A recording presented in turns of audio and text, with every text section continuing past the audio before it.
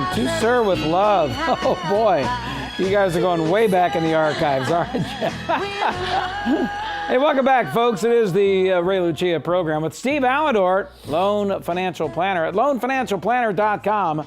And you know what, Steve? I learned something every single day from you. And you just went through a loan financial plan. Can you just explain what you do as a loan financial planner? Well, you know, this is what's real important because there's so many people that do mortgages. They collect your information and they quote rates. And I decided when I got on this business 25 years ago that I wanted to make a much bigger difference and a much bigger impact with the people that I came in contact with. And that's where not only I came up with the concept, and a lot of it was based on my relationship with you, was coming in and saying, here's what I have with my investments. And you sat down with me and said, what are your needs? What are you looking for? Let me create a plan for you. So that instead of just having money here and money there. Well, you also came to me with some bogus scam that somebody scammed you on too. Well, if you remember that. That was the welfare trust. I mean, yeah. I had that. No, I know. I'm just teasing. and that was done before I met you. And thank God you guys looked at it and I got out of it because the gentleman that set me up with it eventually got put in prison right now. Yeah. So I'd have probably lost that money. But what I decided to do then was do my business a little bit different. Is in loan financial planning, I'm looking at not just here's what a borrower has with their primary residence or here's what they owe with their investment properties, but what kind of debt do they have? What are their needs, wants, and goals in the future? And by taking a look at their scenario, I can come up with suggestions and recommendations to put them in a better scenario with the amount of money that has to go out on a monthly basis to improve their cash flow so that for people that were on your side, meaning when you were doing the financial planning and people doing financial planning right now, potentially have more available funds for that borrower to help invest for their future and for their retirement. So to me, it was not only a great marriage, but an ability for me to kind of open up the eyes of my clients so they can do better planning on their debt and not just focus on their assets, generating more assets so they can have a greater retirement setup. You now have an even bigger job because when we first started doing business together 20 some odd years ago, we didn't have reverse mortgages and all of the stuff that we have today at our disposal. It was like you got a 30-year fixed rate loan and that was it.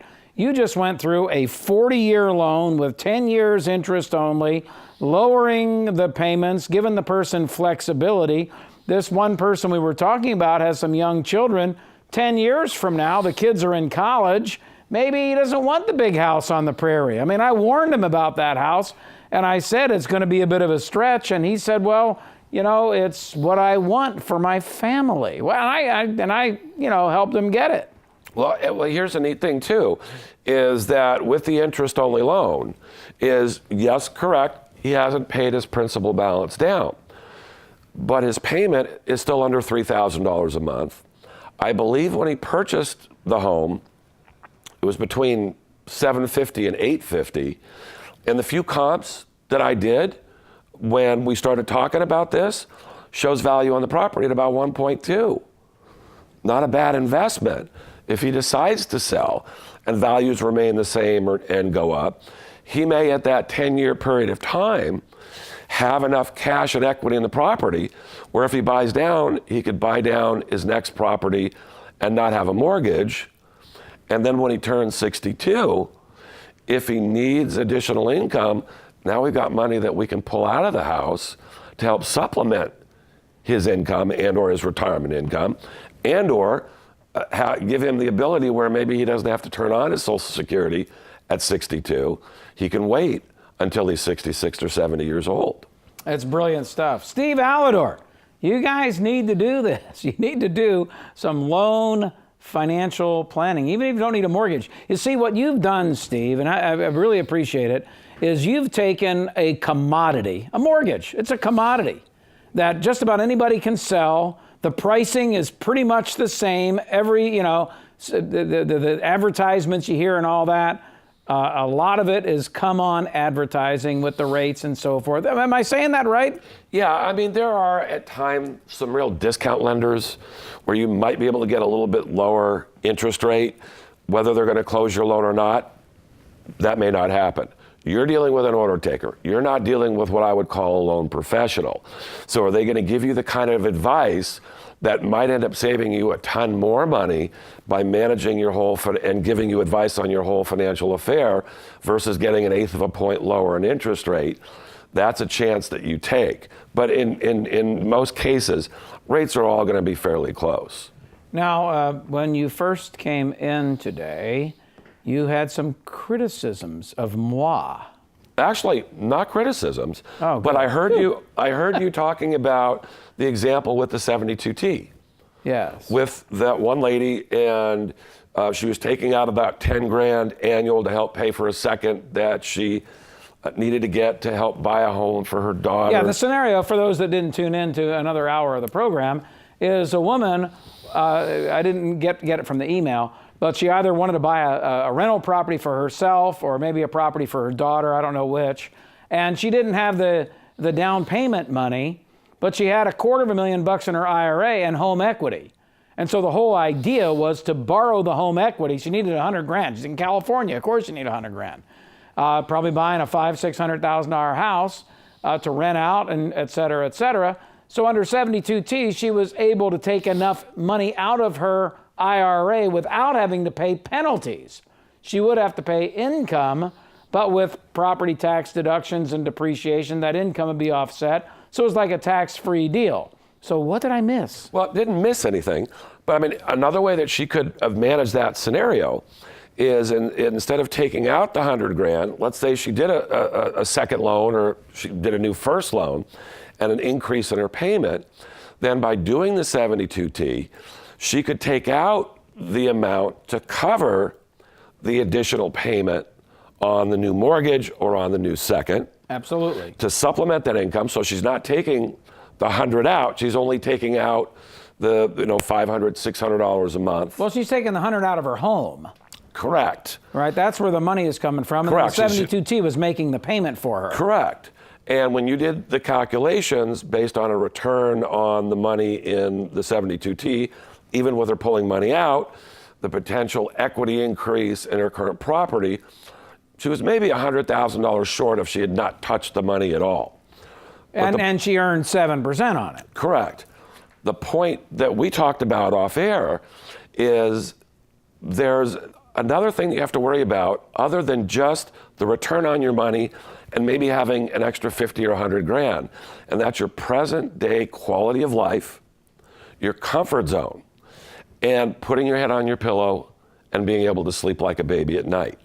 So if doing the 72T, pulling out the $500 to $800 a month makes it so that she can much more easily make that payment to be able to put her daughter in that house, to potentially have that additional cash flow to go on trips and enjoy her life between the ages of 50 and 65 instead of waiting until she's 65 to tap that money. That makes a huge difference. And that's, I think, where a lot of people in the industry miss in dealing with their clients doing their asset or loan financial planning as far as what is most important to you. Is it more important to you to have a larger nest egg by 50 grand when you're 65, or to be able to live more comfortably between the period now, the age of 50, up to 65?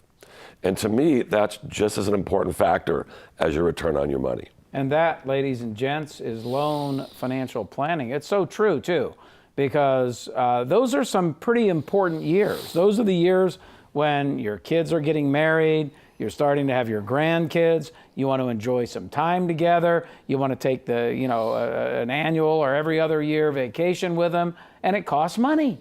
It costs money. So the question, and I know that I'm going to get heat from a lot of people in the financial business because we are beating people over the head that they're not saving enough, they don't have enough money for retirement. But when I did the calculation, and you're right, maybe it's $50,000 one way or the other, but it may not even be $50,000, and I'll tell you why. When you own real estate and you sell real estate, you pay at the capital gains rate.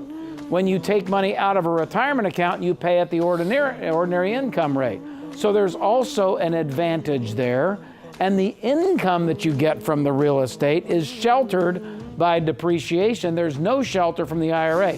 I haven't done all the mathematics, but I can, and someday I will. My suspicion, Steve, is it's a wash at worst, and at best, the person gets to live for those 10, 15 years a much more comfortable life. And one last point. What are the chances are that she will, if she manages it properly, that she'll use that $100,000? Steve Aledort. We'll be back.